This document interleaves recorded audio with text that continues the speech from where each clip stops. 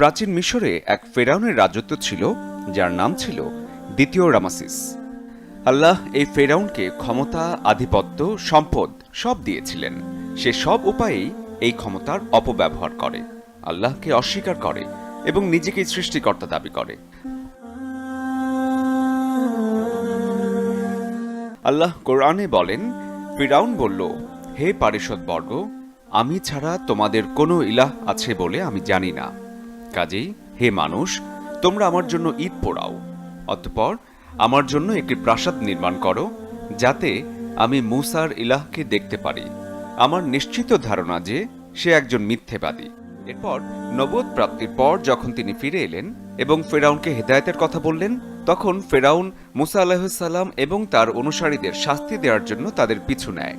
আল্লাহর হুকুমে সাগর তখন দুভাগ হয়ে যায়, আর মূসা আলাইহিস সালাম ও তার অনুসারীরা সহজেই পায়ে হেঁটে সাগর পাড়ি দেন। কিন্তু আল্লাহ ফেরাউন ও তার সৈন্যদের সেই সাগরে ডুবিয়ে মারেন।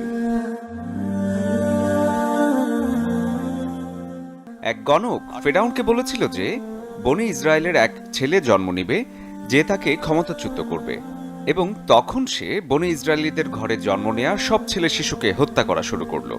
তবে আল্লাহর হুকুমে মূসা আলাইহিস সাল্লামকে সে হত্যা করতে পারল না। শুধু তাই না, মূসা আলাইহিস সাল্লাম বড় হয়েছিল ফেরাউনের নিজ ঘরেই। এর পরের ঘটনা আমরা কম বেশি সবাই জানি। মূসা আলাইহিস সাল্লাম এক ব্যক্তিকে ভুলবশত হত্যা করলেন এবং মিশর ছেড়ে পালিয়ে গেলেন। এরপর 1881 সালে খুঁজে পাওয়া যায় ফেরাউনের লাশ, এবং তখন দেখা যায় তা একদমই পচেনি। তা রাখা হয় মিশরের এক জাদুঘরে। এরপর ফ্রান্সের সরকার কিছু প্রত্নতাত্ত্বিক গবেষণার জন্য তৎকালীন মিশর সরকারের কাছে ফেরাউনের লাশ চাইলেন। তবে তখন ফ্রান্সের নিয়ম ছিল, জীবিত বা মৃত কেউ ফ্রান্সে প্রবেশ করতে চাইলে তার থাকতে হবে পাসপোর্ট। তখন ফেরাউনেরও পাসপোর্ট তৈরি করা হলো আর নিয়ে যাওয়া হলো ফ্রান্সে।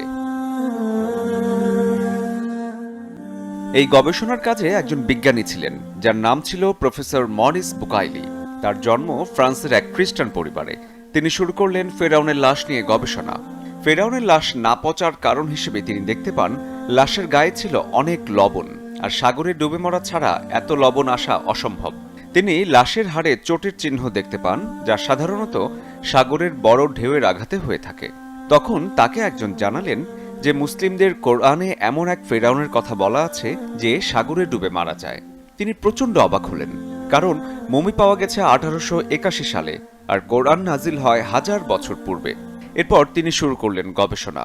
প্রথমে বাইবেল ও পরে তাওরাত পড়লেন তিনি। সেখানে ফেরাউন মূসা আলাইহিস সাল্লামের পিছু নিয়েছিল এবং সাগরে ডুবে গিয়েছিল এমন কথা থাকলেও লাশ সংরক্ষণ নিয়ে কিছু ছিল না। লাশ সংরক্ষণ নিয়ে শুধু কোরআনই বলা আছে। তিনি কোরআনের একটি আয়াত দেখলেন, আজ আমি তোমার দেহকে রক্ষা করব, যাতে তুমি তোমার পরবর্তীদের জন্য নিদর্শন হতে পারো।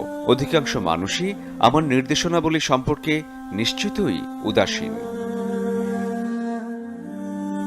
মরিস বুঝতে পারলেন ফেরাউনই সেই ব্যক্তি যে নিজেকে আল্লাহ বলে দাবি করে, নাউজুবিল্লাহ, এবং আল্লাহ তাকে শাস্তি দেন আর তার দেহকে সীমা লঙ্ঘনকারীদের জন্য নিদর্শন হিসেবে সংরক্ষণ করেন।